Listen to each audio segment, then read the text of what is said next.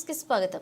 Container ఆసుపత్రి సేవలు విస్తరిస్తేనే మేలు. తెలంగాణ మంత్రి సీతక్క స్ఫూర్తి. గిరిజన ప్రాంతాల్లో వైద్యం అందక చనిపోతున్నారని, గర్భనీళ్లను మోసుకువెళ్తున్నారనే వార్తలు తరచూ వింటుంటాం. అలాంటి గిరిజనులకు వైద్యాన్ని అందించేందుకు మంత్రి సీతక్క కంటైనర్ ఆసుపత్రి ఏర్పాటు చేశారు. ములుగు జిల్లా తాడ్వాయి మండలం పరిధిలోని పోచాపూరు గ్రామంలో ఈ ఆసుపత్రి ఉంది. తక్కువ ఖర్చుతో ఏర్పాటు చేయగల ఈ కంటైనర్ ఆసుపత్రులను రాష్ట్ర వ్యాప్తంగా అందుబాటులోకి తీసుకురావాలని నెటిజన్లు కోరుతున్నారు.